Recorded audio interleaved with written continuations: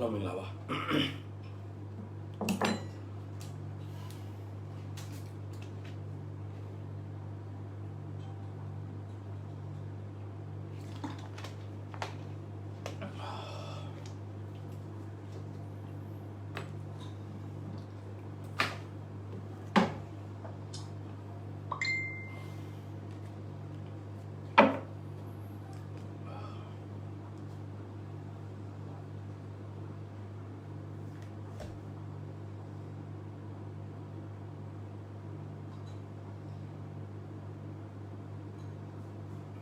ခဏဆောက်ပြီနော်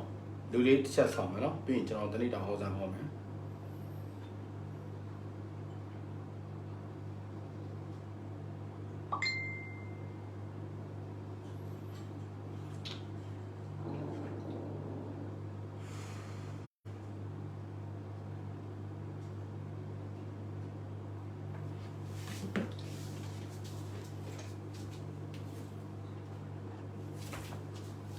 โอเคကျွန်တော်မနေ့က10ရက်နေ့6လတနေ့တာအတွက်ကျွန်တော်တို့စတင်ပြီးတော့ဟောမှာဖြစ်တယ်ဒီကဟောမှာကျွန်တော်ကလေစနေတနင်္ဂနွေတနင်္လာနဲ့မဟောမှာမဟုတ်တော့ဘူးကျွန်တော်က1ရက်နေ့2ရက်နေ့3ရက်နေ့နဲ့ဟောမှာဖြစ်ပါတယ်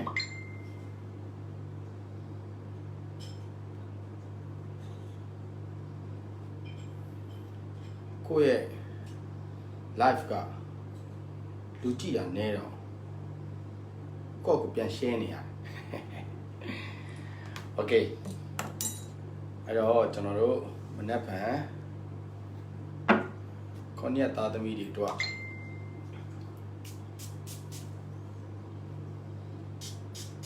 ဟုတ်တယ်ကျွန်တော် page ကတိတ်မမြင်အောင်နည်းနည်းဝေးတယ်ဗျာကျွန်တော်ရုပ်ကိုင်ကောက်စီနည်းနည်းလေးတော့ရှစ်တိုးတိုင်းစာရီမမြင်အောင်โอเคစာရီခုမှမြင်ရတာမြင်အားပေးနေပါတယ်ဆရာဟုတ်ကဲ့ခုကျွန်တော်ဟောမဲ့ပုံစံလေးကကျွန်တော်တို့ဟိုပါပေါ့1ရက်နေ့2ရက်နေ့3ရက်နေ့4ရက်နေ့ကိုကျွန်တော်အတူလေးပေါ့အဲ့လိုတွေဟောမယ် like ကမလွှင့်နိုင်ကြတော့နဲ့ကြောင်တောင်ဖြစ်နေတာမသိပါဘူးအတန်အောင်ကြာလား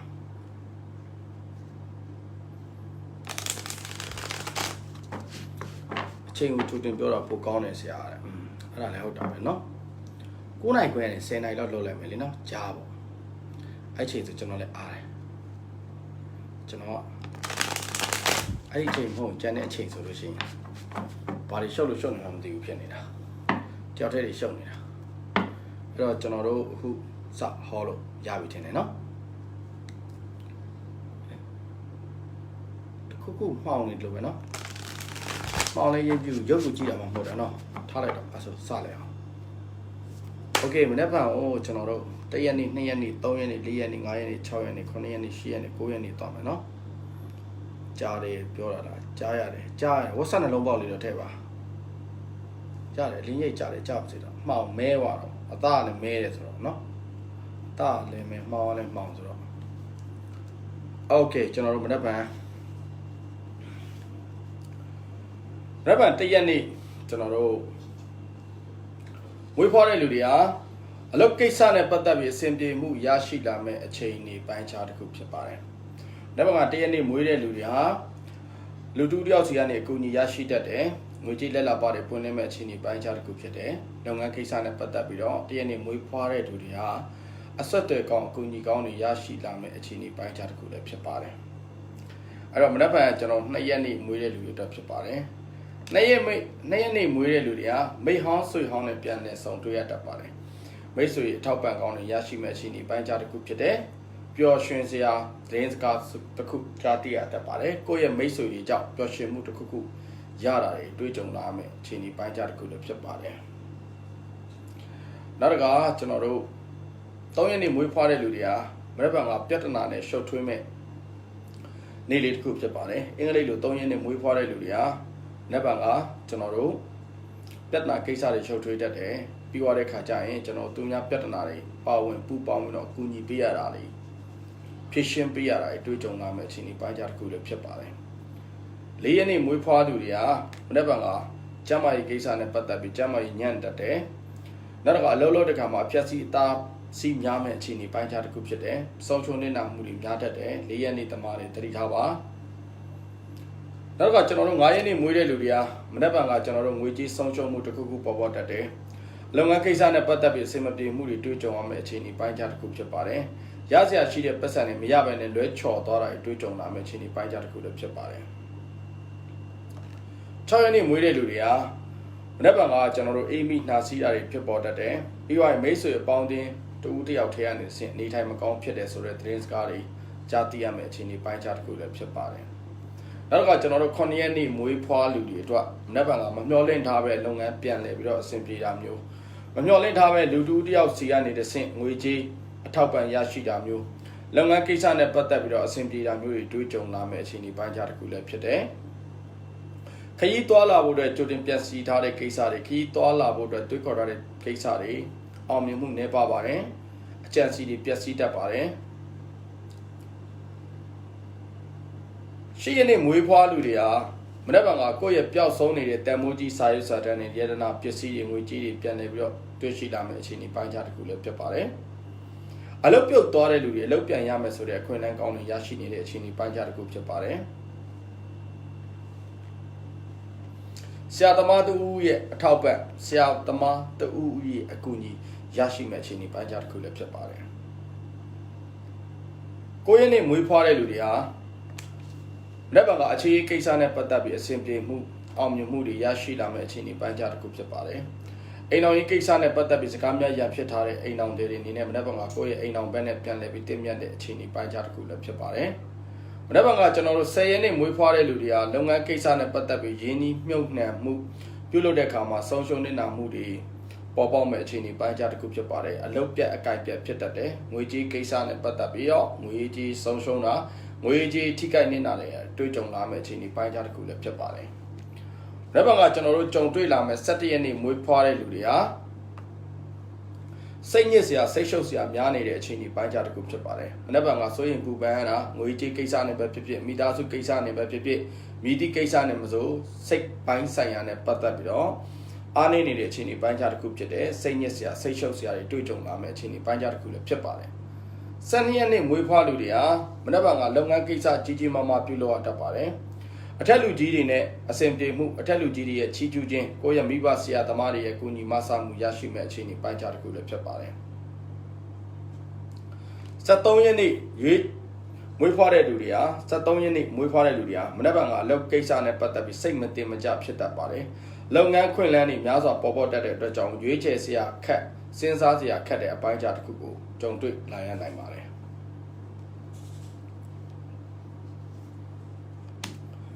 မနေ့ကကျွန်တော်14ရက်နေ့မွေးဖွားသူတွေဟာတာသမီကြောင့်ပျော်ရွှင်မှုရရှိတတ်တယ်။နောက်တစ်ခါကိုယ့်ရဲ့ညီငယ်ညီမငယ်တွေကနေစင်ကိုယ့်ကိုလက်ဆောင်ပစ္စည်းပေးတာမျိုးဒါမှမဟုတ်လို့ချင်းကိုယ့်ကိုအကူအညီတောင်းတာမျိုးတွေတွေ့ကြုံလာမယ့်အခြေအနေပိုင်းခြားတစ်ခုဖြစ်ပါတယ်။ငွေကြေးကိစ္စနဲ့ပတ်သက်ပြီးမိသားစုနဲ့ဆက်တူလှုပ်ထားတဲ့လူတွေအဆင်ပြေချောမွေ့မှုရရှိမယ့်အခြေအနေပိုင်းခြားတစ်ခုဖြစ်ပါတယ်။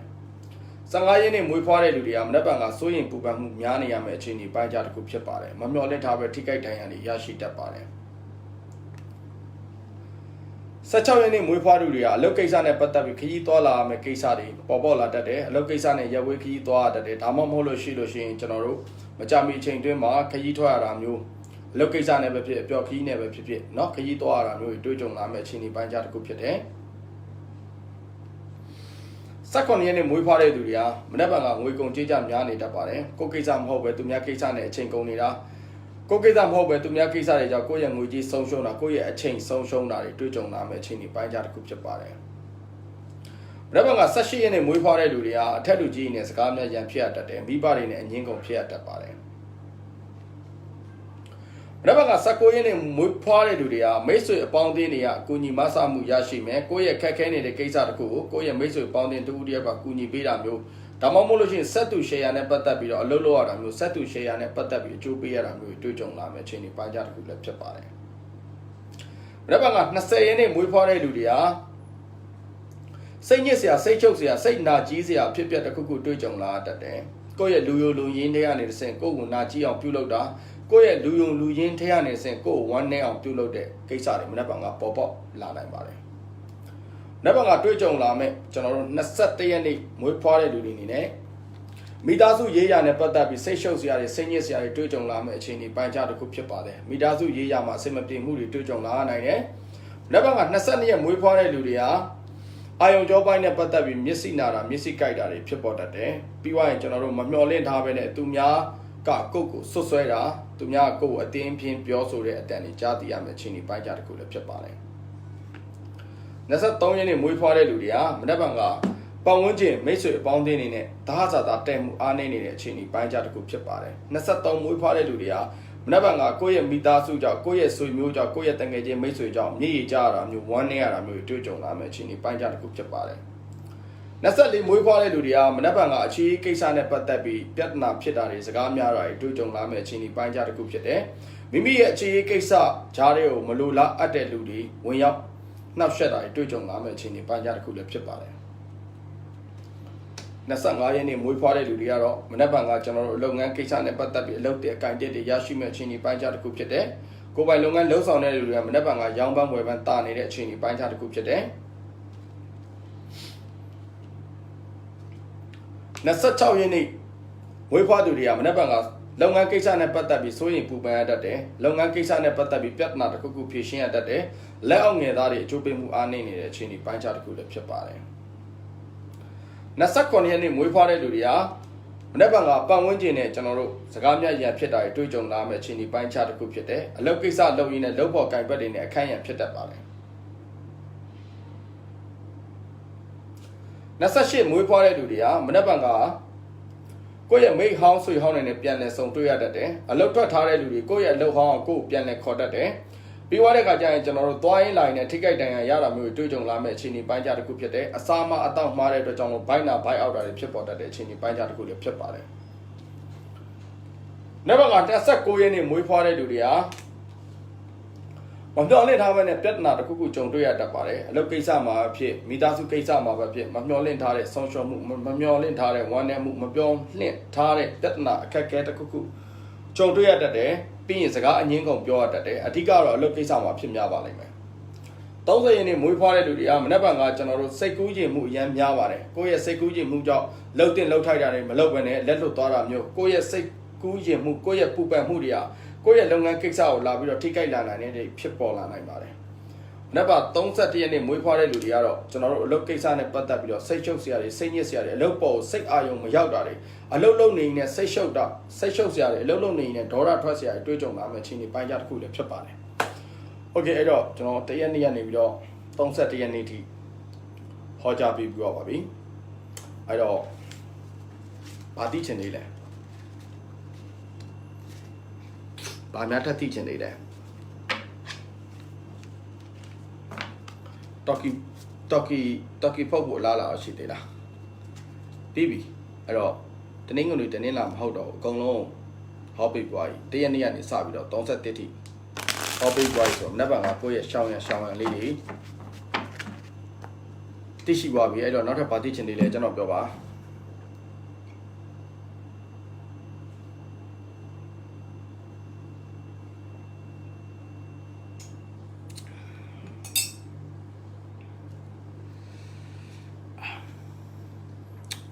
ရပြီလားဒီလောက်ဆုံး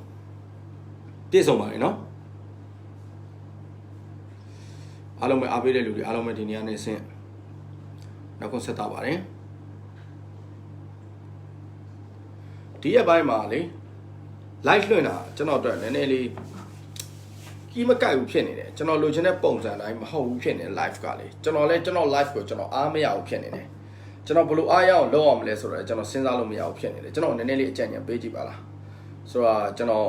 ဒီ live ကိုဘယ်လိုပုံစံသွားအောင်လဲခါတိုင်းပုံစံကိုလည်းကျွန်တော်ညင်းငွေနေတယ်အဲ့တော့နောက်ထပ်ကျွန်တော်ပုံစံအစ်စ်လေးချိန်ချင်တယ်ဘယ်လိုချိန်ရမှန်းလည်းမသိဘူးဖြစ်နေတယ်အမှန်တမ်းပြောရင်တော့ကျွန်တော် live လွှင့်တာကျွန်တော်2ပတ်လောက်ရှိပြီကျွန်တော်အားမရဘူးကျွန်တော် live ပေါ်လေဟိုကိုယ့်ဟာကိုပြန်သုံးတတ်တာပေါ့နော် sorry ကြည့်နေတဲ့လူအတွက်တော့မသိဘူးကျွန်တော်အခု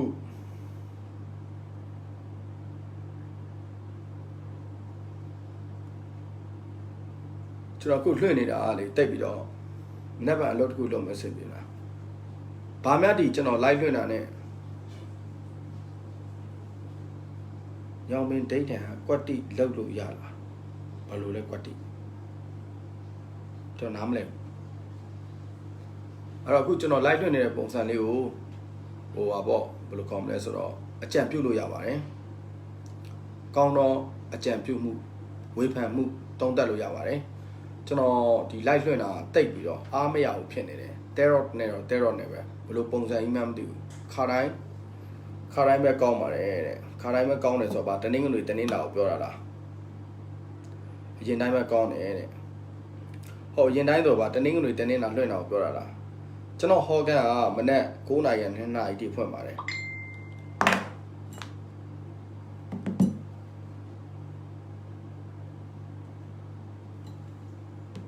ကျွန်တော်နည်းနည်းလေးအကြံပြုပေးပါနော်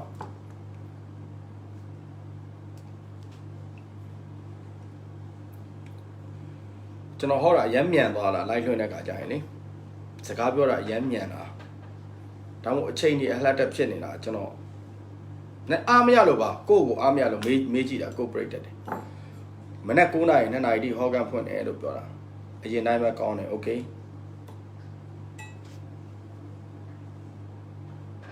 အကြံပြုရမယ်ဆိုရင်တဲ့ share ခိုင်းလောက်ခိုင်းလိုက်တယ်ကျွန်တော်ကလေအမှန်တမ်းပြောရင်တော့ဟို share ပေးတာတော့အင်ဂျင်ရတယ်ပြရလက်ကောက်ကရတယ်ကျွန်တော်ဖုန်းဆက်ပေးပါမအင်ဂျင်ရေ share ခိုင်းတာတော့ဗျာ share ခိုင်းစေချင်တာပေါ့ဒါပေမဲ့စိတ်မပါဘဲနဲ့ share ရတာကြီးကိုကျွန်တော်မလိုချင်ပါဘူးကျွန်တော်လည်းစိတ်ပါမှလုပ်တာ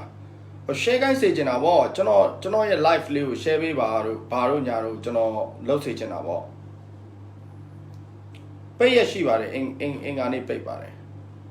share ပေးပါဗျာကျွန်တော် share ပေးပါဗျာဆိုထိုင်ပြီးတော့ on နေနဲ့အဆင်မပြေဘူးလေနော်တချို့ကြတော့ share ချင်မှမသိမ share ချင်မှမသိဆိုတော့အဲ့တော့ share ချင်တဲ့လူတွေ share like ချင်တဲ့လူတွေ like ဝင်ကြည့်ချင်တဲ့လူတွေဝင်ကြည့်ဆိုပြီးကျွန်တော်လှုပ်ပေးထားလိုက်တာခုနှစ်သားသမီးပဲဟောတော့ကောင်းပါတယ်ဆိုတော့အဲ့တော့ခုနှစ်သားသမီးပြန်ဟောရင်ကောင်းမလားခုရင်တိုင်းလေးဟောပါဆရာတဲ့ဖုန်းဆက်မေးလို့ရလားတဲ့လူမလာနိုင်ဟုတ်ကဲ့ရပါတယ်ခင်ဗျာရင်တိုင်းပဲနာမည်လေးခေါ်ပေးပါ2 ယောက်တကပါအဲ့ဒီ2 ယောက်တကပါအကောက်ကလေကျွန်တော်တရင်တနည်းတည်တယ်လို့ပဲသိလားနည်းနည်းလေးစိတ်လောနေလားမဟုတ်စိတ်လောနေတာမဟုတ်ဘူးကျွန်တော်စိတ်နဲ့လူနဲ့မကပ်ဘူးဖြစ်နေတာ live လွှင့်မဲ့ချိန်ဘယ်ချိန်ဆိုတာကြိုပြောပေးလို့ရလားကြိုပြောပေးပါတယ်ကျွန်တော်9 နာရီကနေပြီးတော့9 နာရီခွဲကနေ10 နာရီအတွင်းမှာကျွန်တော် live လွှင့်ပေးပါမယ်နော်အရင်တော့နေ့ live ဟောပေးပါဆရာဟုတ်ကဲ့ကျွန်တော်အခုဆိုရင်တောင်းဆိုတဲ့လူများတဲ့အတွက်ကြောင့်မလို့ကျွန်တော်နေ့ live လေးပဲဟောပေးပါမယ်နေ့တိုင်းကြတော့လေအဲ့နေ့ live ကြီးဟောနေရတာလေနည်းနည်းလေးဟိုဟာဖြစ်လာလို့တနေ့တာဟောတာအသေးစိတ်တိကျတယ်မှန်တယ်ဆရာအဲ့ဒါပိုကောင်းတယ်ဟုတ်ကဲ့ကျွန်တော်အခုဟောပေးရမလားအဲ့လိုမျိုးလေအခုဟောပေးရမလားတနင်္ဂနွေတနင်္လာပင်ကဗုဒ္ဓဟူးဂျာတာပရီတောက်ကြစနေအဲ့လိုပြောတာမလားကျွန်တော်အခုဟောပေးရမလားဟောပေးဖို့လိုသေးလားလိုတယ်ဆိုရင်တော့ဟောပေးမယ်အကြံပြုကြပါဘာမှမဖြစ်ပါဘူးကျွန်တော်ဝေဖန်ပါကျွန်တော်ဒီ live လွှင့်မှုနဲ့ပတ်သက်ပြီးတော့ဥပမာအယောင်ကအစင်မပြေတာတို့အတန်ကအစင်မပြေတာတို့ဟိုဟောနေတာကအရမ်းမြန်သွားတာတို့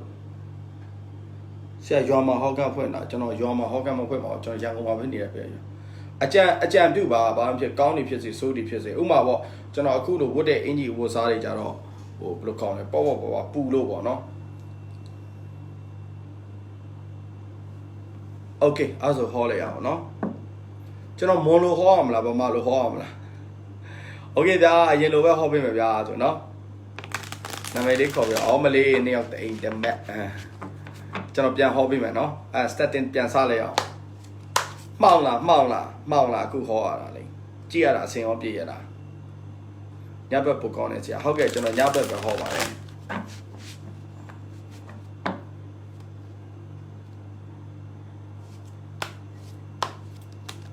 ဟုတ်ကဲ့ကျွန်တော်အခုဟောပေးပါမယ်နော်နည်းနည်းမှောင်တယ်တဲ့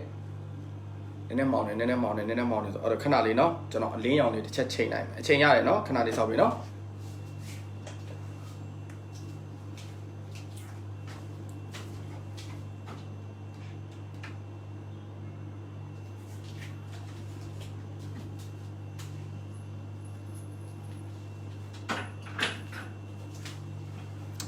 โอเคလင်းသွားပြီနော် လင်းသွားပြီဆိုတော့ကျွန်တော်စပြီးတော့ဟောမယ်နော်အတန်အောင်အကုန်အဆင်ပြေပြီနော်မမှောင်ဘူးရတယ်တဲ့โอเคစပြီအဲ့ဆိုရတယ်ဆိုရင်ဒီရေမွေးနဲ့လေးကြိုက်တယ်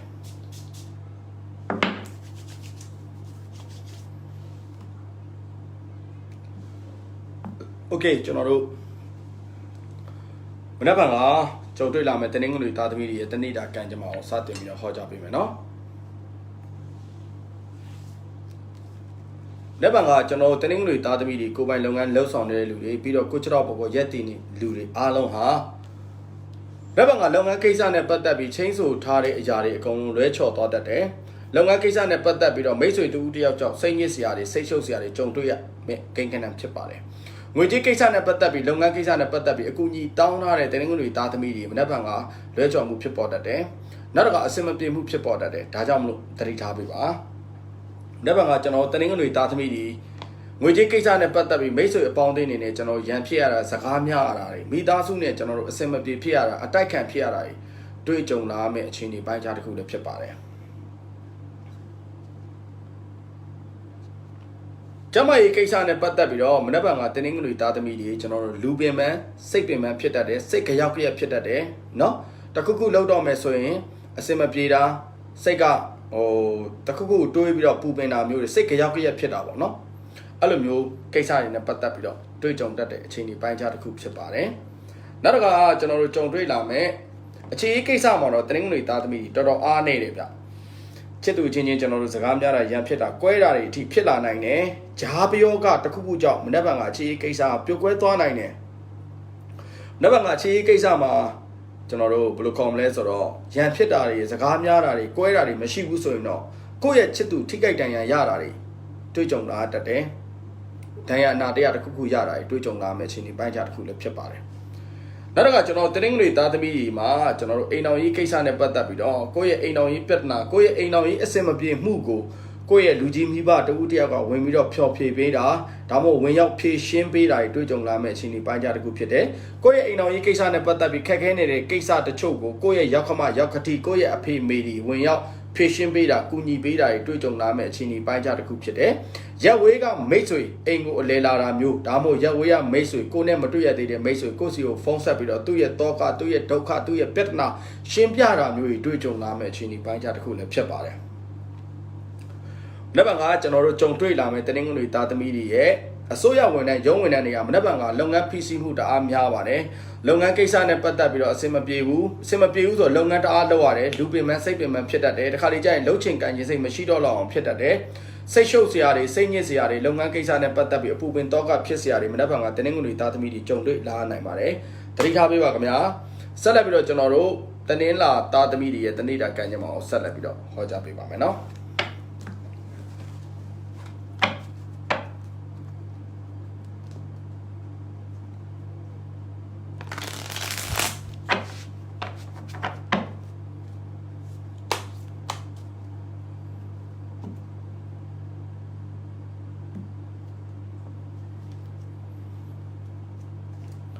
်နောက်ပါကကျွန်တော်တနင်္လာသားသမီးတွေကြုံတွေ့လာမယ်ကျွန်တော်တို့ရဲ့တနေ့တာကံကြမ္မာဖြစ်ပါတယ်တနင်္လာသားသမီးတွေကိုယ်ပိုင်လုပ်ငန်းလှုပ်ဆောင်နေတဲ့လူတွေပြီးတော့ကိုချတော့ပကိုရက်တည်နေတဲ့လူတွေအားလုံးရဲ့ကံကြမ္မာဖြစ်ပါတယ်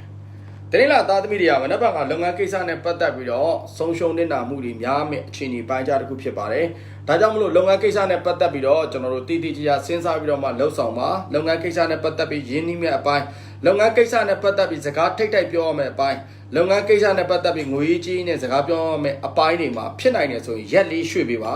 ဒါမှမဟုတ်လို့ရှိရင်မပြုတ်လို့တာပုံမှုပြီးတော့ကောင်းမွန်ပါလိမ့်မယ်ကိုယ့်ရဲ့စကားအပြောဆိုမတက်မှုကြောင့်လုပ်ငန်းကိစ္စနဲ့ပတ်သက်ပြီးတော့အလွဲချော်ဖြစ်တာဆုံးရှုံးမှုဖြစ်တာအောင်မြင်ခံသည့်လုပ်ငန်းတွေပြန်လည်ပြီးတော့စတင်ပြီးလောက်ရတာမျိုးတွေတွေ့ကြုံလာမယ့်အခြေအနေပိုင်းခြားတစ်ခုဖြစ်တယ်ဒါကြောင့်မို့လုပ်ငန်းကိစ္စနဲ့ပတ်သက်ပြီးတော့အတိုက်အခံများနေတဲ့အခြေအနေပိုင်းခြားတစ်ခုဖြစ်တယ်ဒါကြောင့်မလို့တနင်္လာသားသမီးတွေမနက်ဖြန်ကအလုပ်လုပ်တဲ့အခါမှာတတိထားဆင်ကျင်စေချင်ပါတယ်နောက်တစ်ခါကျွန်တော်တို့ငွေကြေးကိစ္စနဲ့ပတ်သက်ပြီးတော့ပြောရမယ်ဆိုရင်ကိုယ့်ရဲ့လုပ်ဖို့ကင်ဘက်တွေနဲ့ကိုယ့်ရဲ့လုပ်ငန်းပါတနာတွေနဲ့ကိုယ့်ရဲ့ဆရာသမားတွေနဲ့ကိုယ့်ရဲ့မိဘတွေကြားထဲမှာငွေကြေးကိစ္စနဲ့ပတ်သက်ပြီးတော့အငင်းကုန်ဖြစ်ရတာမျိုးတွေကိုယ့်ဘောသဘောထားကွဲလွဲတာမျိုးတွေတွေ့ကြုံလာမယ့်အခြေအနေပိုင်းခြားတစ်ခုဖြစ်ပါတယ်ကျမကြီးကိစ္စနဲ့ပတ်သက်ပြီးတော့မနေ့ကတနင်္လာသားသမီးတွေဟာမမျှော်လင့်ထားပဲနဲ့ကျွန်တော်တို့ဘိုက်အောက်ဘိုက်နာဖြစ်တတ်တယ်ဝန်းနဲ့ပတ်သက်ပြီးတော့အားနေတဲ့အပိုင်းဖြစ်ပါတယ်ဝန်းကြိုက်တာဝန်းရှော့တာစသဖြင့် buy out buy na di lo kaisa ne patat pi do twi chong la nai ne tari ha pi ba Achi kaisa ne patat la yin do mnap ban ka tanin la ta thami di kan kaung chin ya shi me achi ni pai cha taku phitပါတယ်ချစ်သူနဲ့အဆက်အသွယ်ပြတ်နေတဲ့လူတွေချစ်သူနဲ့ပြန်လဲပြီးတော့အဆက်အသွယ်ရလာမယ့်အချိန်ဒီပိုင်းခြားတစ်ခုဖြစ်ပါတယ်နောက်တစ်ခါမမျော်လင့်ထားပဲနဲ့ချစ်သူမရှိတဲ့လူတွေအချစ်တွေရရှိနိုင်မှုအတွက်ခွင့်လန်းကောင်းနေအချစ်တွေရရှိနိုင်မှုအတွက်အလားအလာကောင်းနေရရှိလာမယ့်အချိန်ဒီပိုင်းခြားတစ်ခုဖြစ်တယ်ကိုချစ်သူစီကနေစဉ်ပျော်ရွှင်စရာသတင်းစားကောင်းတစ်ခုကြားသိရမယ့်အချိန်ဒီပိုင်းခြားတစ်ခုလည်းဖြစ်ပါတယ်လက်ဘကတနင်္လာသားသမီးတွေအိမ်အောင်ရေးကိစ္စနဲ့ပတ်သက်ပြီးတော့ငွေကြေးလက်လာပါပွင့်လင်းနေတဲ့အချိန်ဒီပိုင်းခြားတစ်ခုဖြစ်ပါတယ်ကိုယ့်ရဲ့အိမ်မှာဖွင့်နေတဲ့ဆိုင်ကိုယ့်ရဲ့အိမ်မှာဖွင့်တဲ့အိမ်နဲ့တွဲဆက်ပြီးတော့အလုပ်လုပ်တဲ့လူတွေအားလုံးဈေးရောင်းဈေးဝယ်ကောင်းနေတတ်တယ်ဆိုတော့ဆိုင်တီးကြမဟုတ်ဘဲနဲ့အိမ်နဲ့ဆိုင်နဲ့တွဲဖွင့်ထားတဲ့လူတွေပြောတာပေါ့နော်ဈေးရောင်းဈေးဝယ်ကောင်းနေတတ်တယ်ပြီးရင် online shopping နဲ့ပတ်သက်ပြီးလှုပ်ဆောင်နေတဲ့လူတွေလည်းအတူတူပဲလေနော် online shopping နဲ့ပတ်သက်ပြီးလှုပ်ဆောင်နေတဲ့လူတွေလည်းကံကောင်းမှုအကျိုးပေးမှုအားကောင်းမဲ့အချိန်ဒီပိုင်းခြားတစ်ခုဖြစ်တယ်နောက်တစ်ခါကိုယ့်ရဲ့သားသမီးကြောင့်ပျော်ရွှင်မှုတစ်ခုခုရရှိတတ်တဲ့အချိန်ဒီပိုင်းခြားတစ်ခုလည်းဖြစ်ပါတယ်ရုံးဝန်ထမ်းအစိုးရဝန်ထမ်းတွေကတော့ကျွန်တော်တို့လုပ်ငန်းရှာနေတဲ့လူတွေလုပ်ငန်းအသစ်ရရှိမဲ့အချိန်ဒီပိုင်းခြားတစ်ခုဖြစ်ပါတယ်အလုပ်ခေါ်စာအလုပ်ခန့်စာတွေတွေ့ရှိလာမဲ့အချိန်ဒီပိုင်းခြားတစ်ခုဖြစ်တယ်ကိုယ့်ရဲ့လုပ်ငန်းကိစ္စနဲ့ပတ်သက်ပြီးတော့လူတဦးကူညီဖြည့်ရှင်းပေးမဲ့အချိန်ဒီပိုင်းခြားတစ်ခုဖြစ်တယ်ဒါမှမဟုတ်ရင်ကိုယ့်ရဲ့ခက်ခဲနေတဲ့ကိစ္စကိုလူတဦးတစ်ယောက်ကအကြံဉာဏ်ကောင်းတွေရရှိလာမဲ့အချိန်ဒီပိုင်းခြားတစ်ခုလည်းဖြစ်ပါတယ်ဆက်လက်ပြီးတော့ကျွန်တော်တွေ့ကြုံလာမယ့်အင်္ဂါသားသမီးတွေရဲ့တဏိတာကံကြမ္မာကိုဆက်ဟောပေးပါမယ်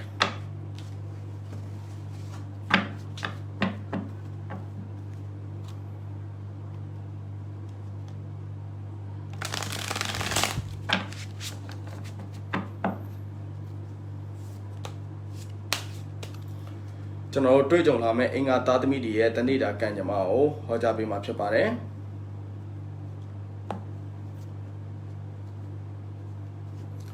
ရပတ်ကကျွန်တော်တွေ့ကြုံလာမဲ့ကျွန်တော်အင်္ဂါသားသမီးတွေရဲ့ကိုယ်ပိုင်လုပ်ငန်းလှုပ်ဆောင်တဲ့လူတွေပြီးတော့အင်္ဂါသားသမီးတွေကိုချတော့ဘောကိုရက်တည်ပြီးတော့ကိုယ်ပိုင်လှုပ်ဖြစ်ရက်တည်နေတဲ့လူတွေအားလုံးရဲ့ကံကြမ္မာဖြစ်ပါတယ်လုပ်ငန်းကိစ္စနဲ့ပတ်သက်ပြီးတော့လူတူတယောက်နဲ့ပူးပေါင်းပြီးလှုပ်ဆောင်ရမယ့်ကိစ္စတွေဆက်သူရှယ်ယာနဲ့ပတ်သက်တဲ့ကိစ္စတွေ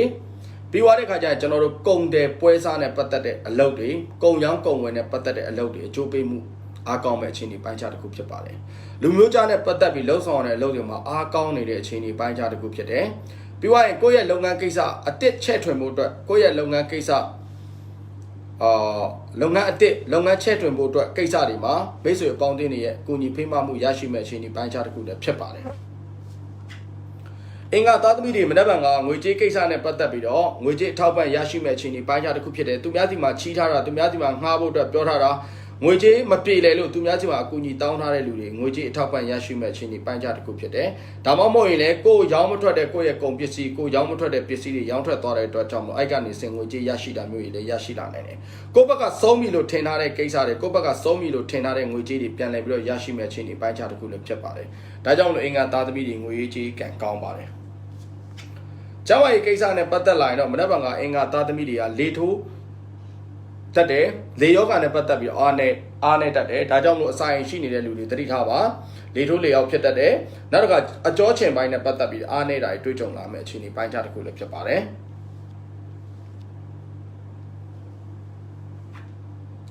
်အင်္ဂါသားသမီးတွေမနက်ဖြန်ကအခြေရေးကိစ္စမှာမမျော်လင့်တာပဲကိုယ့်အခြေရေးကိစ္စကြောင့်ကိုယ့်မိဘနဲ့အတိုက်ခံဖြစ်ရတာမျိုးကိုယ့်တငယ်ချင်းတွေနဲ့အတိုက်ခံဖြစ်ရတာမျိုးတွေတွေ့ကြုံလာမယ့်အခြေအနေပိုင်းခြားတစ်ခုဖြစ်ပါတယ်။မနက်ဖြန်ကအခြေရေးဟာကိုယ့်ရဲ့အခြေရေးကိစ္စမှာကိုယ့်မိဘနဲ့အတိုက်ခံစကားများရတာကိုယ့်တငယ်ချင်းတွေနဲ့အငင်းကုန်ဖြစ်ရတာပြီးတော့ကိုယ့်တငယ်ချင်းတွေနဲ့ကျွန်တော်တို့အခြေတင်စကားများရတာကိုယ့်ရဲ့အခြေရေးကိစ္စမှာဝင်ရောက်ဆွတ်ဖက်လို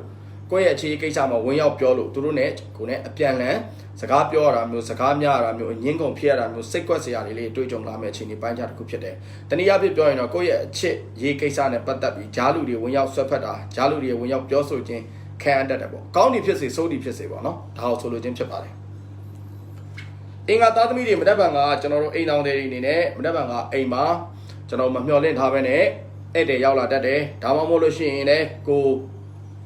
လောက်ထားတဲ့လုပ်ငန်းကိစ္စနဲ့ပတ်သက်ပြီးတော့အဆင်မပြေဘူးဖြစ်နေတဲ့အရာတွေပြန်လည်ပြီးတော့အဆင်ပြေလာမယ်လုပ်ငန်းကိစ္စနဲ့ပတ်သက်ပြီးစူးစမ်းတဲ့အဆင်မပြေတော့ဘူးလို့ပြစ်ထားတဲ့လုပ်ငန်းကိစ္စတွေကိုပြန်ဆက်သွယ်လာမယ်နော်ကိုပြန်ဆက်သွယ်လာမယ်သုံးမှာအလုပ်လျှောက်ထားတဲ့အင်တာဗျူးဖြေထားတယ်ခေါ်မလားမသိမခေါ်လားမသိကိုယ့်ဘက်ကမခေါ်တော့ဘူးလို့ထင်ထားတဲ့လုပ်ငန်းတွေကနေစင်ကိုအလုပ်ပြန်လာလုပ်ပါတော့ဒီလိုမျိုးပေါ့နော်ဆုံးရှုံးပြီလို့ထင်ထားတဲ့လုပ်ငန်းကိစ္စတွေတ ပြန်လဲပြီးတော့အတစ်တစ်ဖန်ပြန်လဲပြီးတော့စတင်ပြီးတော့လောက်ရတတ်တယ်ပြီးသွားတဲ့ခါကျရင်ခဏကျွန်တော်ပြောလို့မိတ်ဆွေပေါင်းတင်ကိုအိမ်ကိုအလေလာတာမျိုးတွေးကြုံလာမယ့်အခြေအနေပိုင်းခြားတစ်ခုဖြစ်တယ်ကိုယ့်ရဲ့မိဘနဲ့ပတ်သက်ပြီးဝမ်းသာစရာသတင်းစကားတစ်ခုကြားသိရမယ့်အခြေအနေပိုင်းခြားတစ်ခုလည်းဖြစ်ပါတယ်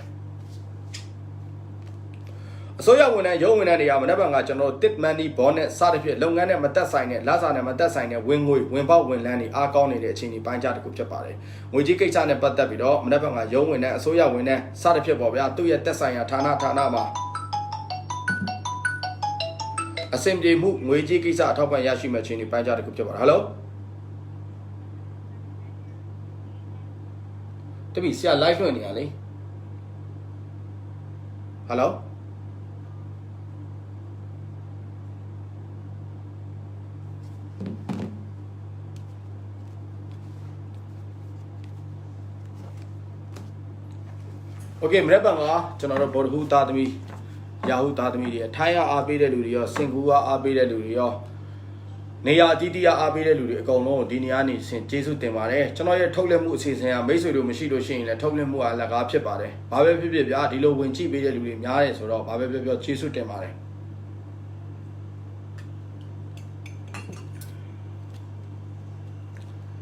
်တပည့်မရှိရင်ဆရာမဖြစ်တယ်လို့ကြည့်တဲ့လူမရှိရင်လည်း like ဆိုတာထုတ်လွှင့်မှုဖြစ်လာမှာမဟုတ်ဘူးเนาะအဲ့ဆရာဆိုတဲ့လူတွေကတပည့်ရှိမှဆရာဖြစ်တာလေတပည့်မရှိဘဲနဲ့ဆရာမဖြစ်ဘူးဒီတိုင်းပဲ like ထုတ်လွှင့်တဲ့အခါမှာကြည့်တဲ့လူမရှိဘဲနဲ့တော့ like ထုတ်လွှင့်မှုကဘလို့မှအဆင်ပြေမှာမဟုတ်တယောက်ပဲကြည့်နှစ်ယောက်ပဲကြည့်တဲ့လူရှိမှ like လွှင့်တာအဆင်ပြေတာဟုတ်တယ်เนาะအဲ့တော့ကျွန်တော်တို့မနေ့ကဗုဒ္ဓဟူသားသမီးယာဟုသားသမီးတွေရဲ့တဏိတာကံကြမ္မာကိုဟောကြားပေးပါမယ်ဟုတ်ကဲ့ထိုင်းကအားပေးတဲ့လူတွေလည်းကျေးဇူးတင်ပါတယ်ကျွန်တော်ထိုင်းကိုကိုရိုနာပြီးလာပါမယ်ထိုင်းလာလဲပါမယ်နောက်ကကျွန်တော်တွေ့ကြုံလာမယ်ဘောဓဟူသားသမီးယာဟုသားသမီးတွေအားလုံးရဲ့တဏိတာကံကြမ္မာဖြစ်ပါတယ်ဘောဓဟူသားသမီးယာဟုသားသမီးတွေမနေ့ကကိုပိုင်လုပ်ငန်းလုပ်တဲ့အခါမှာလုပ်ငန်းခွင်နဲ့ပတ်သက်ပြီးပြဿနာဖြစ်တတ်တယ်လက်အောင်ငယ်သားနဲ့ပဲဖြစ်ဖြစ်တို့မဟုတ်ကိုယ့်ရဲ့မိတ်ဆွေအပေါင်းအသင်းတွေရဲ့အခက်အခဲကိုယ့်ရဲ့မိတ်ဆွေအပေါင်းအသင်းတွေရဲ့အစင်မပြေမှုတွေကိုကူညီပေးရင်ဖြည့်ရှင်းပေးရင်ကိုယ့်ရဲ့လုပ်ငန်းကိစ္စမှာလင်းရင်းသွားတာမျိုးကိုယ့်ရဲ့လုပ်ငန်းကိစ္စကိုအချိန်မပေးနိုင်မဲ့သူတို့ကိစ္စတွေနဲ့အချိန်ကုန်သွားတာမျိုးတွေတွေ့ကြုံလာမဲ့အခြေအနေပိုင်းခြားတစ်ခုလည်းဖြစ်ပါတယ်ငွေကြေးကိစ္စနဲ့ပတ်သက်လာရင်တော့မနက်ဖြန်ကစင်းစရာပိုင်းနဲ့ပတ်သက်ပြီးရှုပ်ထွေးမှုတွေဖြစ်ပေါ်တတ်တယ်ငွေကြေးကိစ္စနဲ့ပတ်သက်ပြီးအကျွေးကိစ္စငွေကြေးစင်းစရာကိစ္စလုပ်ငန်းခွင်နဲ့ပတ်သက်ပြီးတော့ကျွန်တော်တို့လုပ်ငန်းကိစ္စစင်းစရာကိစ္စဒီလိုမျိုးကိစ္စတွေနဲ့ပတ်သက်ပြီးရှုပ်ထွေးမှုစည်ရင်မှားတာဒါမှမဟုတ်လို့ရှိရင်စည်ရင်ပြောက်တာဒီလိုမျိုးကိစ္စတွေနဲ့ပတ်သက်ပြီးအနေငယ်ဖြည့်ရှင်းရတတ်တယ်အနေငယ်ကောင်းရှုပ်ရတတ်တယ်ကျမရဲ့ကိစ္စနဲ့ပတ်သက်ပြီးနှလုံးနာတာနှလုံးအောက်တာရင်ဘတ်နာတာရင်ဘတ်အောက်တာတွေဖြစ်ပေါ်တတ်မဲ့အခြေအနေပိုင်းခြားတစ်ခုဖြစ်တယ်မမျှော်လင့်ထားပဲနဲ့ကျွန်တော်တို့အနေငယ်ထိခိုက်ဒဏ်ရာဖြစ်တတ်တယ်စင်ကာပူကနေကြည်နေတဲ့လူကျေးဇူးတင်ပါတယ်ခင်ဗျာလက်ပတ်ကကျွန်တော်တို့ဘောဓဟူသားသမီးယာဟုသားသမီးတွေကျွန်တော်တို့တွေ့ကြုံလာမဲ့အခြေအနေကိစ္စနဲ့ပတ်သက်ပြီးတော့ဟောကြားချင်ပါတယ်မနေ့ကအခြေအနေကိစ္စမှာကိုချစ်သူကကိုပေါ်ဘယ်လိုခေါ်မလဲဆိုတော့တခြားအတစ်တယောက်ရနေတာမျိုးကိုပေါ်အပြုစုယူရအရင်ကလိုမဟုတ်ပဲနဲ့ကိုရဲ့ချစ်သူအချိုးပြောင်းတာမျိုးကိုချစ်သူပုံစံပြောင်းတာမျိုးเนาะကိုချစ်သူကကိုကိုမဆက်သွယ်ပဲနဲ့ပြစ်ထားတာမျိုးတွေမနေ့ကတွေးကြုံလာမယ့်အခြေအနေပိုင်းခြားတစ်ခုဖြစ်ပါတယ်မနေ့ကကျွန်တော်တို့ဘောဓဟူသားသမီးယာဟုသားသမီးတွေဟာအခြေအနေကိစ္စနဲ့ပတ်သက်ပြီးတော့ပြောင်းလဲမှုတစ်ခုခုဖြစ်ပေါ်တတ်တယ်ကောင်းတော့ပြောင်းလဲခြင်းလည်းဖြစ်နိုင်လို့ဆိုတော့ပြောင်းလဲခြင်းလည်းဖြစ်လာနိုင်တယ်ကျွန်တော်အနေနဲ့ပြောမယ်ဆိုရင်ဆိုတော့ပြောင်းလဲခြင်းဖြစ်ဖို့အတွက်ပုံမူပြီးတော့များတယ်တစ္ဆာဖောက်တာမျိုးနောက်တစ်ယောက်ထားတာမျိုးဒါမှမဟုတ်လို့ရှိရင်ကိုယ့်ကိုပြက်ဆဲဖို့အတွက်ကိုယ်နဲ့ဇလန်ရက်တက်ဖို့အတွက်ကိုယ်နဲ့ခိတ္တခဏခွဲနေဖို့အတွက်စသဖြင့်ဒီလိုစကားတွေတောင်းဆိုလာတာဒီလိုစကားတွေကန့်လှမ်းလာတာတွေ့ကြုံလာမယ်အချိန်ဒီပိုင်းခြားတစ်ခုလည်းဖြစ်ပါတယ်အဲ့တော့ကြားဖြစ်ဖြစ်မဖြစ်ဖြစ်ပေါ့နော်ညောက်ဆုံးအတူတူပါပဲနောက်တစ်ခါကျွန်တော်တို့အိမ်တော်ရေးကိစ္စနဲ့ပတ်သက်ပြီးတော့ဘောဓဟူသားသမီးယာဟုသားသမီးတွေကငွေကုန်ကြေးကြများမဲ့အခြေအနေပိုင်းခြားတစ်ခုဖြစ်ပါတယ်အိမ်မှုကိစ္စနဲ့ပတ်သက်ပြီးငွေကုန်ကြေးကြများမဲ့သားသမီးကြောင့်အိမ်မှုကိစ္စကြောင့်ငွေကုန်ကြေးကြများမဲ့အခြေအနေပိုင်းခြားတစ်ခုဖြစ်တယ်ဒါကြောင့်လို့မနက်ဖြန်ကအိမ်မှုကိစ္စနဲ့ပတ်သက်ပြီးငွေကြေးသုံးဆွဲတဲ့အခါမှာစီစစ်ပြီးတော့သုံးဆွဲစေခြင်းနဲ့နောက်တစ်ခါငွေကြေးကိစ္စကြောင့်လင်များ2ယောက်စိတ်ညစ်ရတတ်တယ်ငွေကြေးကိစ္စကြောင့်လင်များ2ယောက်မြင့်တာငင်ရတတ်တယ်အဲ့တော့နောက်တစ်ခါကျွန်တော်တို့တွေးကြုံလာမဲ့ဘောဓဟူသားသမီးယာဟုသားသမီးတွေရဲ့ကျွန်တော်တို့ရဲ့တဏိတာရုံးဝင်တဲ့အစိုးရဝန်ထမ်းနဲ့ပတ်သက်တဲ့ကံကြမ္မာဖြစ်ပါတယ်။ရုံးဝင်တဲ့အစိုးရဝန်ထမ်းတွေကဘောဓဟူသားသမီးနဲ့ပတ်သက်ပြီးတော့ကိုယ့်ရဲ့မိတ်ဆွေအပေါင်းအသင်းတူတယောက်နေတိုင်းမကောင်းဖြစ်တာတွေတွေ့ကြုံလာမယ့်အခြေအနေပိုင်းခြားတစ်ခုဖြစ်ပါတယ်။ ပြီးတော့ရုံးမှာနေထိုင်နေကိုယ့်ရဲ့ပစ္စည်းတစ်ခုခုပျောက်တာရှာတာတွေတွေ့ကြုံလာမယ့်အခြေအနေပိုင်းခြားတစ်ခုဖြစ်တယ်မနေ့ကရုံးပိုင်းဆိုင်ရာနဲ့ပတ်သက်ပြီးကိုယ့်ရဲ့ငွေကြေးလေးဖြစ်နိုင်တယ်ကိုယ့်ရဲ့ရုံးမှာသုံးနေတဲ့ပစ္စည်းလေးရှိတယ်အပျောက်တာရှာတာနေရာထားမှတာတွေကြောင့်ရှာဖွေရတာတွေကြောင့်ခေါင်းနောက်ခေါင်းခဲဖြစ်တတ်တယ်ဒါကြောင့်ပစ္စည်းကိစ္စနဲ့ပတ်သက်ပြီးတော့သုံးဆွဲတာကိုယ့်ရဲ့ငွေကြေးကိစ္စကိုယ့်ရဲ့တန်ဖိုးကြီးပစ္စည်းတည်တည်ချာချာသိမ်းဆဲပြီးတော့သတိကပ်ပေးပါလို့ကျွန်တော်အနေနဲ့သုံးသပ်ပြီးတော့ဟောကြားပေးချင်ပါတယ်အဲ့တော့မနေ့ကကျွန်တော်ကြာတာပရိသတ်သမီးတွေရဲ့အပိုင်းခြားဖြစ်ပါတယ်ခဏကျွန်တော်ရဲ့ရွာနာမည်ပြောလိုက်တယ်ပဲမူတွန်းရွာလိပ်စာမူတွန်းရွာလိပ်စာဘယ်လိုပြောလိုက်တာလဲမသိဘူးမူတွန်းမှာရန်ကုန်လိပ်စာပြောပေးပါပန်းကလေးကမူတွန်းရွာလားကျွန်တော်တို့ဇာတိရလားဘယ်ပိုင်းမှာနေရရက်ကွက်1လားရက်ကွက်2လားဆရာတို့ကရက်ကွက်2မူတွန်းကလားဟာလားပန်းကလေးကပန်းကလေးဟိုဟာကိုယ့်ရဲ့ရက်ရွှေရက်မျိုးတွေတွေ့တယ်ဆိုတော့ဘာလို့ဖြစ်ပျော်သွားတယ်လောလောဆယ်တော့ဗီဒီယိုလေးစုံအောင်ဟောလိုက်အောင်မယ်နော်ပြီးတော့မှပဲဆွေမျိုးဆက်ကြတာပေါ့နော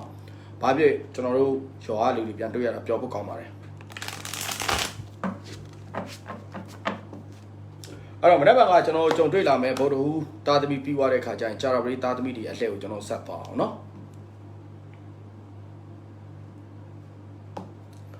နေ့ကကျွန်တော်တွေ့ကြုံလာမယ်ကြာရပရိတာသမီတွေရဲ့တနေ့တာကံကြမ္မာဖြစ်ပါတယ်ကလော့ပါလားဆရာတို့ကမူတွန်းနော်ကလော့အားလားဆရာတို့မူတွန်းရက်ကွက်2အဲ့တော့မနေ့ကကြုံတွေ့လာမယ်ကျွန်တော်တို့ရဲ့ကြာရပရိသားသမီးတွေရဲ့တဏိတာကံကြမ္မာဖြစ်ပါတယ်ကြာရပရိသားသမီးတွေကိုယ်ပိုင်လုပ်ငန်းလှုပ်ဆောင်နေတဲ့လူတွေကိုချတော့ပေါ်ကိုရက်တည်ပြီးတော့လှုပ်ဆောင်နေတဲ့လူတွေကမနေ့ကလုပ်ငန်းကိစ္စနဲ့ပတ်သက်ပြီးအတိုက်ခံအငင်းခုန်ဖြစ်ရတတ်တယ်တခုခုလုပ်ပြီးဆိုရင်ကိုယ့်ရဲ့လုပ်ငန်းကိစ္စကိုသဘောမတူတာမျိုးဒါမှမဟုတ်လို့ရှိရင်ကိုယ့်ရဲ့လုပ်ငန်းကိစ္စကိုယ့်ရဲ့အောင်မြင်မှုကိစ္စတွေကိုဖျက်ခုတ်တာမျိုးတွေ့ကြုံလာမယ့်အခြေအနေပိုင်းခြားတစ်ခုဖြစ်တယ်ဒါကြောင့်လုပ်ငန်းခွင်နဲ့ပတ်သက်ပြီးမနေ့ကကြာရပရိသားသမီးတွေတူတယောက်နဲ့လုပ်ငန်းကိစ္စစကားများတတ်ပါတယ်ပြီးတော့လက်အောင်ငယ်သားနဲ့ပတ်သက်ပြီးတော့မနေ့ကအနှဲငယ်လေးအစမပြဖြစ်တာတွေ့ကြုံလာမယ့်အခြေအနေပိုင်းခြားတစ်ခုဖြစ်တယ်လက်အောင်ငယ်သားအကျိုးပေးမှုအားနည်းတယ်လုပ်ငန်းကိစ္စနဲ့ပတ်သက်ပြီးတော့အငင်းကုန်ဖြစ်ရတတ်တယ်ကြာရပရိသားသမီးတွေငွေကြေးကိစ္စနဲ့ပတ်သက်လာရင်တော့မနေ့ကကိုယ့်ဘောကိုအကူအညီတောင်းထားတာကူညီမလို့နဲ့ကိုယ့်ဘောအလကားနောက်ဆုံးကြတော့ဘယ်လိုခေါ်မလဲကိုယ့်ဘက်ကသူတို့အပြည့်အဝကူညီပေးတာသူတို့စီကနည်းနည်းလေးအခက်အခဲဖြစ်လို့ကူညီတောင်းတယ်ဆိုကိုယ့်ကိုရှောင်သွားတာမျိုးတွေးကြုံလာမယ့်အခြေအနေပိုင်းခြားတစ်ခုဖြစ်တယ်တကယ်တမ်းအခက်အခဲလို့မနေ့ကငွေကြေးကိစ္စနဲ့ပတ်သက်ပြီးကူညီမဲ့လူတယောက်မှမရှိဘူးကိုယ်တော့ဘယ်လောက်ပဲကူညီမနေ့ကကိုယ့်အခက်အခဲတစ်ခုခုဖြစ်လာလို့ရှိရင်ငွေကြေးကိစ္စနဲ့ပတ်သက်ပြီးဘယ်သူမှကိုယ့်ကိုကူညီပေးမှာမဟုတ်ဘူးဒါကြောင့်ငွေကြေးကိစ္စနဲ့ပတ်သက်ပြီးနည်းနည်းလေးစိတ်မတင်မကြဖြစ်ရတာ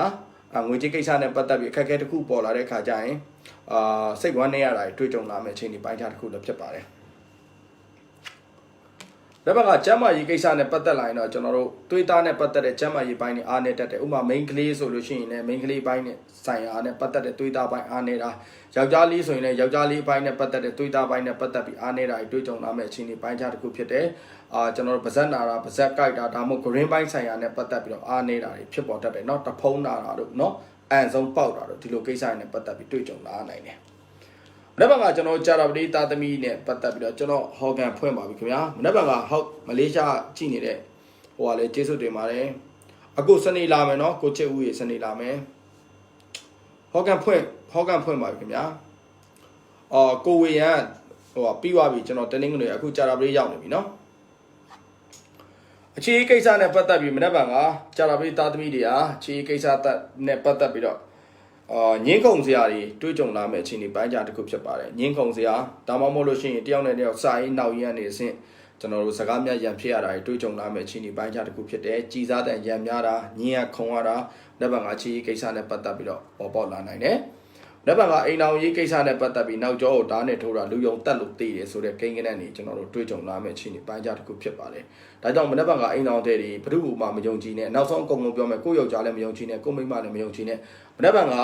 ကိုယ့်ရဲ့လူယုံလူချင်းကိုယ့်ရဲ့အားကိုးရပါတယ်ဆိုတဲ့လူတွေကပဲကိုယ့်ကိုနာကျင်အောင်လုပ်မှာကိုယ့်ကိုငွေကြေးအောင်လုပ်မယ်ကိုယ့်ကိုစိတ်ဆင်းရဲအောင်လုပ်မှာเนาะအဲ့တော့တတိထားပါလက်ပံကကျွန်တော်တို့ကြာတာပရိသားသမီးတွေဆိုရဝန်ထမ်းရုံးဝန်ထမ်းတွေနဲ့ပတ်သက်တဲ့လူတွေကလုပ်ငန်းကိစ္စနဲ့ပတ်သက်ပြီးအလုပ်ကျနေတတ်တယ်လုပ်ငန်းကိစ္စလုပ်ငန်းတာဝန်ကြီးမားမားထမ်းဆောင်ရတတ်တယ်အလုပ်ပြန်ချိန်နောက်ကျတာမျိုး overtime ဆင်းရတာမျိုးတွေတွေ့ကြုံလာမယ့်အချိန်ဒီပိုင်းခြားတစ်ခုဖြစ်တယ်ပုံမှန်ထမ်းဆောင်နေရတဲ့အလုပ်ပုံမှန်လုပ်နေရတဲ့အလုပ်ထက်ပုံမှုပြီးတော့လုပ်ရတဲ့အပိုင်းခြားတွေတွေ့ကြုံလာရနိုင်ပါတယ်โอเคအဲ့ဒါဆိုလို့ရှိရင်ကျွန်တော်မနေ့ကတွေ့ကြုံလာမယ့်တောက်ကြသားသမီးတွေရဲ့တနေ့တာခံကြမှာဟောကြားပေးပါမယ်စနေရပညာရေးမနေ့က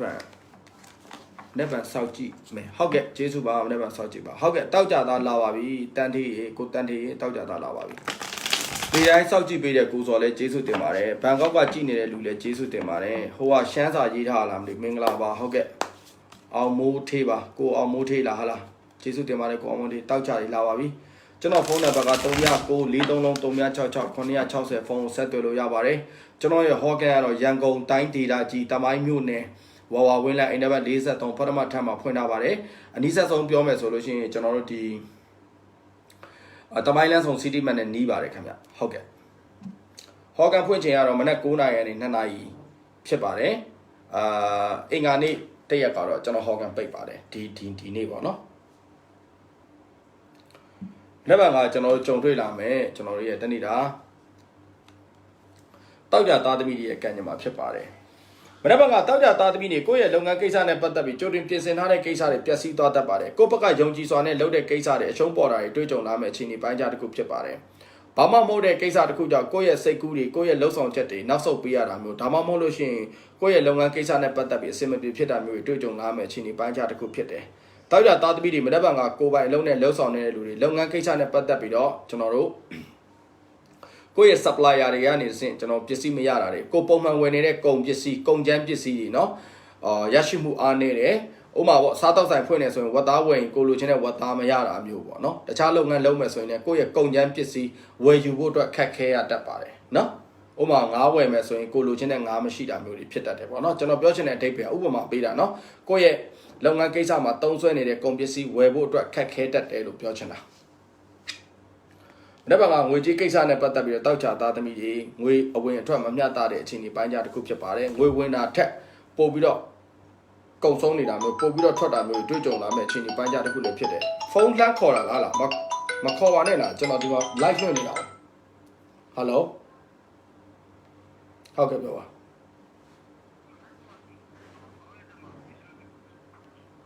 ါကျွန်တော်အခု live လွှင့်နေလို့ခင်ဗျဒီအချိန်ကလည်းကျွန်တော်ဘေးတင်ဟိုဟာဖြစ်တဲ့အချိန်မဟုတ် live လွှင့်နေတဲ့အချိန်ဖြစ်တော့မနက်ပိုင်းကျွန်တော်ပြန်ခေါ်ပေးပါလားဗျာနော်ကျွန်တော်ဒီမှာ live လွှင့်ရင်တန်လန်းဖြစ်နေလို့နော်ဟုတ်ကဲ့ပါကျေးဇူးပါနော်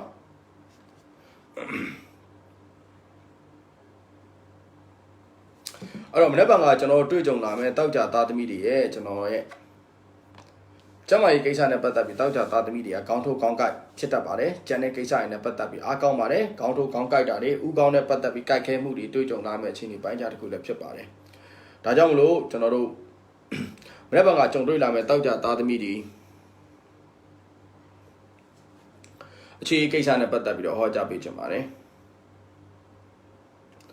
အခြေကိစ္စနဲ့ပတ်သက်ပြီးတောက်ကြသားသမီးတွေကံကောင်းခြင်းရရှိမဲ့အခြေအနေပိုင်းခြားတစ်ခုဖြစ်ပါတယ်အခြေကိစ္စနဲ့ပတ်သက်ပြီးတော့အဆင်မပြေဖြစ်နေတဲ့လူတွေပြန်လည်ပြီးတော့အဆင်ပြေတည်မြတ်လာမဲ့အခြေအနေပိုင်းခြားတစ်ခုဖြစ်တယ်ကိုယ့်ရဲ့အခြေကိစ္စအဆင်မပြေမှုကိုအနီးနားမှာရှိနေတဲ့လူတူတယောက်ကူညီမှုတော်၎င်းကိုယ့်ရဲ့မိတ်ဆွေတူတယောက်ကူညီမှုတော်၎င်းအခြေကိစ္စနဲ့ပတ်သက်ပြီးတော့ပြန်လည်ပြီးတော့အဆင်ပြေလာနိုင်တယ်တနည်းအားဖြင့်ပြောရင်ဟိုရှိခေတ္တအောင်လို့ပြောလို့မယ်ဆိုတော့အောင်တွေ့တော်ပေါ့နော်ကိုယ့်အတွက်အောင်တွေ့တော်ကောင်းတယောက်ရရှိလာမယ့်အခြေအနေပိုင်းခြားတစ်ခုဖြစ်ပါတယ်ကိုယ့်ရဲ့ချစ်သူနဲ့ပတ်သက်တဲ့အဆက်အသွယ်တွေကိုယ့်ရဲ့ချစ်သူနဲ့ပတ်သက်တဲ့သတင်းစကားတွေဟာကိုယ့်ရဲ့ချစ်သူရဲ့မိတ်ဆွေအပေါင်းအသင်းစီကနေဆင်ပြန်နေပြီးတော့ကြားသိရမယ့်အခြေအနေပိုင်းခြားတစ်ခုကိုတွေ့ကြုံလာမယ့်အခြေအနေပိုင်းခြားတစ်ခုလည်းဖြစ်ပါတယ်တောက်ကြသားသမီးတွေမနေ့ကကျွန်တော်တို့အိမ်တွင်းကြီးကိစ္စနဲ့ပတ်သက်ပြီးဘာမှမဟုတ်တဲ့ကိစ္စနဲ့အိမ်မှာရှိနေတဲ့လူချင်းချင်းအငင်းခုန်ဖြစ်ရတာတွေအိမ်ပူတာတွေအိမ်ဆူတာတွေတွေ့ကြုံလာမယ့်အခြေအနေပိုင်းခြားတစ်ခုဖြစ်ပါတယ်အိမ်တွင်းကြီးကိစ္စနဲ့ပတ်သက်ပြီးမနေ့ကရှုပ်ထွေးတတ်ပါတယ်အိမ်တွင်းကြီးကိစ္စနဲ့ပတ်သက်ပြီးမနေ့ကအိမ်ပူတတ်ပါတယ်သတိထားပေးပါတောက်ကြသားသမီးတွေမနေ့ကကျွန်တော်တွေ့ကြုံလာမယ့်ရုံးဝင်တဲ့အစိုးရဝန်ထမ်းတွေဟာလုပ်ငန်းခွင်နဲ့ပတ်သက်ပြီးတော့ငွေကြေးကိစ္စအရှုပ်ရှင်းတွေပေါ်ပေါက်တတ်တဲ့စီးရင်စရာပိုင်းနဲ့ပတ်သက်ပြီးစီးရင်မှားတာတွေတွေ့ကြုံလာမယ့်အခြေအနေပိုင်းခြားတစ်ခုဖြစ်ပါတယ်ဒါကြောင့်မလို့ငွေကြေးကိစ္စနဲ့ပတ်သက်ပြီးတော့တာဝန်ယူနေရတဲ့ဌာနတွေနည်းနည်းလေးခရူးဆိုင်ပေးပါငွေကြေးစီးရင်စရာတွေမှားတတ်တယ်ငွေကြေးပျောက်တာရှာတာတွေဖြစ်တတ်တယ်ငွေကြေးကိစ္စနဲ့ပတ်သက်ပြီးနည်းနည်းလေးစိတ်ရှုပ်စရာတွေဖြစ်ပေါ်တတ်တဲ့အခြေအနေပိုင်းခြားတစ်ခုဖြစ်တဲ့အတွက်ကြောင့်မလို့တတိထားပေးပါတောက်ကြသားသမီးတွေက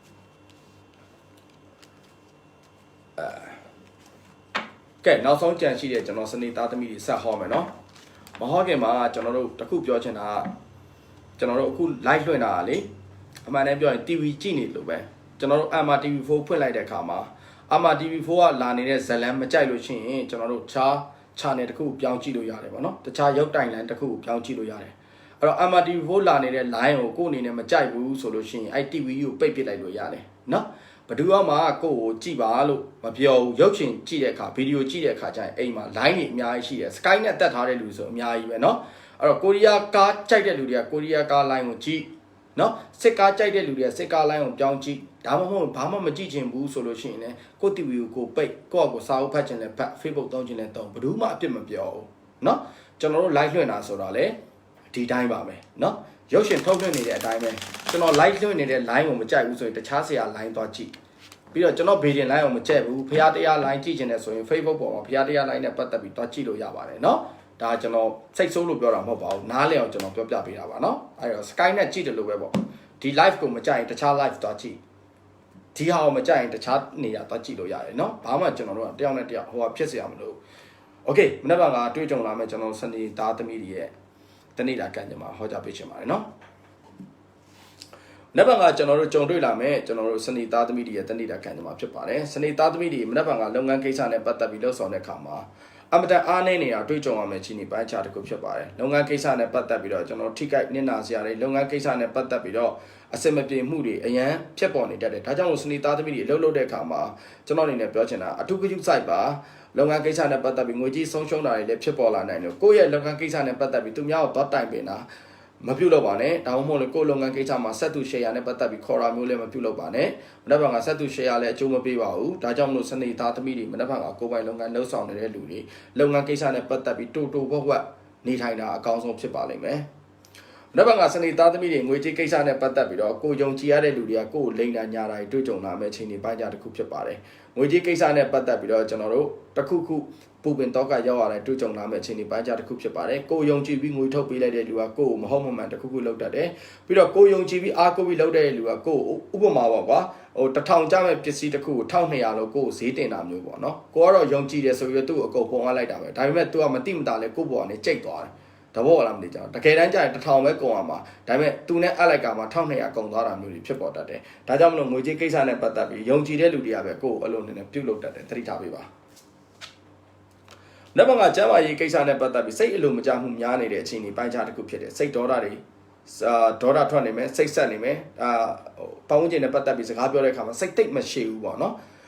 ်ဒါကြောင့်မလို့စနေသားသမီးတွေမနေ့ကကျရင်ဒေါသလေးကိုတစ်ချက်ထိန်းပါစိတ်ပိုင်းဆိုင်ရာနဲ့ပတ်သက်ပြီးတော့နည်းနည်းစိတ်လိုမလိုက်ပါနဲ့ကိုယ်စိတ်ကိုထိန်းချုပ်ဖို့အတွက်ကြိုးစားပါစနေသားသမီးတွေမနေ့ကခြေကိစ္စနဲ့ပတ်သက်ပြီးတော့ကိုယ့်ရဲ့ချစ်သူနေထိုင်မကောင်းဖြစ်တာတွေကိုယ့်ရဲ့ချစ်သူကျမ်းမာရေးအားနည်းတာတွေတွေ့ကြုံလာမယ့်အခြေအနေပိုင်းခြားတစ်ခုဖြစ်တယ်။ဒုမို့ကိုယ့်ရဲ့ချစ်သူရဲ့ဆွေမျိုးထဲကနေတစ်ဆင့်ကျမ်းမာရေးညံ့လို့ကိုယ့်ချစ်သူကကြည်ရတာမျိုး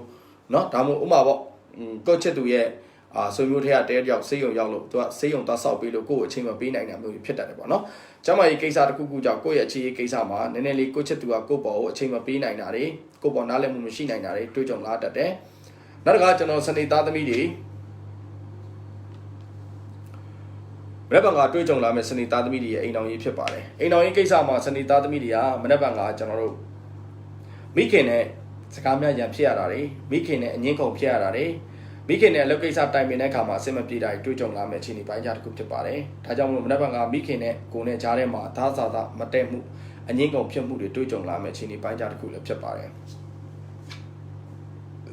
်မနေ့ကအစိုးရဝန်ထမ်းရုံးဝန်ထမ်းတွေဟာလုပ်ငန်းကိစ္စနဲ့ပတ်သက်ပြီးတော့အထက်လူကြီးတွေရဲ့မျက်နှာသာပေးခြင်းခံရတတ်တယ်။ယာတုတိုးမဲ့ကိစ္စလစာတိုးမဲ့ကိစ္စတွေသတင်းစကားကောင်းကြားသိရတတ်တယ်။ပြီးတော့ကိုယ့်ရဲ့လုပ်ငန်းကိစ္စနဲ့ပတ်သက်ပြီးတော့ကိုယ့်ရဲ့လှုပ်ဆောင်ချက်ဟာအထက်လူကြီးတွေရဲ့ချီးကျူးမှုခံရတတ်တယ်။ကိုယ့်ရဲ့လုပ်ငန်းကိစ္စနဲ့ပတ်သက်ပြီးပြီးဆောင်မှုကြောင့်ကိုယ့်ရဲ့လုပ်ဖော်ကိုင်ဘက်အချင်းချင်းနဲ့ကိုယ့်ကိုကောင်းသတင်းပြောကြားခြင်းတွေကြားသိရမယ့်အခြေအနေပိုင်းခြားတစ်ခုလည်းဖြစ်ပါတယ်။ကဲအဲ့တော့ကျွန်တော်စနေလေးပြီးပြီဆိုရင်ဒီနေ့ရဲ့ထုတ်လွှင့်မှုအစီအစဉ်လေးကိုဒီမှာပဲရန်နာခွင့်ပြုပါအဲ့တော့ကျွန်တော်ခဏပြောလို့ပေါ့နော်ကျွန်တော်တို့တွေကကျွန်တော်တို့ဖုန်းကကျွန်တော်လက်ထဲမှာရှိတယ်ကျွန်တော်တို့ဖုန်းကကျွန်တော်လက်ထဲမှာရှိတယ်ကျွန်တော်တို့ဖုန်းပေါ်မှာတက်လာတဲ့အရာတွေကိုကျွန်တော်တို့မကြည့်ချင်ကြော်လိုက်လို့ရတယ်ကျွန်တော်တို့ဖုန်းတွေမှာကျွန်တော်တို့မကြိုက်တဲ့ဟာတွေကိုကျွန်တော်တို့ကပိတ်ထားလို့ရတယ်ဘာလဲဆိုတော့ Facebook ကပိတ်ခွင့်လုပ်ထားတယ်ပေါ့နော်ဒီလူတင်နေတာငါနဲ့မကြိုက်ဘူးဆိုရင်ဥပမာကိုယ်တငယ်ချင်းချင်းထဲမှာတော့မှသူတင်တာမမြင်ချင်ဘူးဆိုလို့ရှိရင်သူ့ unfollow သွားလုပ်တိုင်းသူတင်တဲ့ post တွေဘာတခုမှမမြင်ရတော့တိတ်လာကျွန်တော်ပြောတငယ်ချင်းချင်းပဲကွာအားနာတယ်တက်မလားဒီလူကိုဟို unfriend လောက်အောင်မှလည်းအားနာတယ် block အောင်မှလည်းအားနာတယ်ဆိုတငယ်ချင်းချင်းမှာဘာလုပ်လို့ရလဲဆိုတော့ unfollow သွားလုပ်လို့ရတယ် unfollow လုပ်လိုက်ပြီဆိုရင်အဲ့တငယ်ချင်းတင်လာတဲ့ဟာတွေဘာတခုမှကိုမမြင်ရတော့ မကောင်းဘူးလားကျွန်တော်ပြောတာဟုတ်တယ်ဟုတ်အဲ့တော့ကျွန်တော်ရဲ့ဒီ live ကိုမမြင်ချင်ရင်လည်း unfollow လုပ်လို့ရတာပဲเนาะ hello တမီ live လွှင့်နေတာတိတိနဲ့ဘာလို့ phone ပေါ်တော့ဟိုဘက်မှာလည်း live ဖွင့်နေတာ哦 hello live လွှင့်နေတဲ့အချိန်မှာဖုန်းမခေါ်ပါနဲ့လားဗျာကျွန်တော်လည်းဒီဘက်မှာ live လွှင့်နေတယ်ဆိုတော့ဖုန်းခေါ်တော့ကျွန်တော်ဖုန်းကိုပဲပြောအောင်မလား live ကိုပဲလွှင့်ရမှာလားဖြစ်သွားမယ်လေနော်အဲ့ဒါလေးသိဖို့ပါပဲအဲ့တော့ဘယ်သူမှကိုယ်စိတ်နဲ့ကိုကြည့်ချင်မှဖြစ်တာပါနော်ဘယ်သူမှအတင်းကြည့်ပါဆိုပြီးလက်ဖင်းလာမညစ်ဘူးအဲ့တော့ကိုယ်စိတ်နဲ့ကိုအားလုံးပဲကိုလက်မနေ့ကကျွန်တော်တို့အားလုံးမှာလိုက်မယ်နော်မနေ့ကည9:00နာရီခွဲနဲ့10:00နာရီထားမှကျွန်တော်ပြန်ဆုံးမယ်နော်တကယ်လို့ဟိုကြည့်ချင်တယ်ဆိုရင်ကျွန်တော်ရဲ့ page လေးကိုအလဲကြွခဲ့ပါဟုတ်ပြီနော်မနေ့ကညကြရင်ကျွန်တော်ဟိုဟာလေးမဲဖောက်ပေးမယ်မြဖျားလေးကားမှာတင်တယ်မြဖျားတိတိလေးကျွန်တော်မှ4ခုလောက်ရှိတယ်မနေ့ကကြရင်ကျွန်တော်အဲ့ဒါလေးမဲဖောက်ပေးမယ်နော်ဟုတ်ပြီလားမနေ့ကကြရင်အဲ့ဖျားလေးတိတိလေးတွေမဲဖောက်ပေးမယ်ကားမှာလည်းတင်လို့ရတယ်အိမ်မှာလည်းကိုယ်ကွယ်လို့ရတယ်နော်4စုပဲရှိတယ်ကျွန်တော်စီမှာကျွန်တော်ယူပြမယ်ခဏလေးမနေ့ကညပါပဲကျွန်တော်ဖောက်တော့မယ်ခဏလေးကျွန်တော်ယူပြမယ်来，你给我木样的去，先炒出来。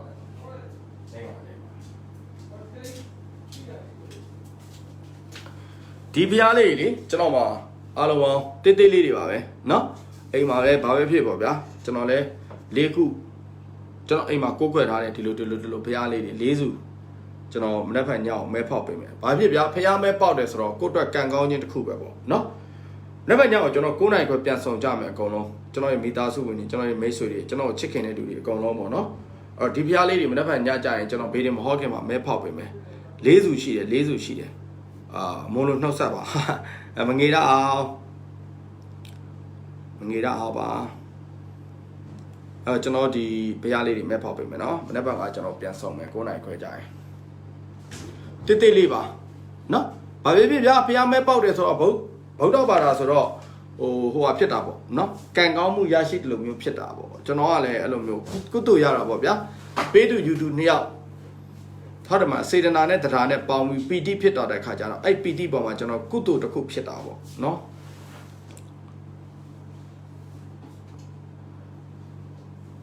ဒီကျွန်တော် live လွှင့်နေတဲ့ထဲမှာမွန်နေများလားမွန်နေများရင်နောက်တစ်ခါမွန် site ဆိုပြီးတော့တက်ကျွန်တော်တို့မွန်စကားနဲ့လွှင့်ကြမယ်လေနော်အားလုံးပဲဒီနေရာနေစင်နှုတ်ဆက်တာပါတယ်မင်္ဂလာပါတတာဟုတ်မနေ့ကညရင်မဲဖောက်ပေးမယ်နော်တတာ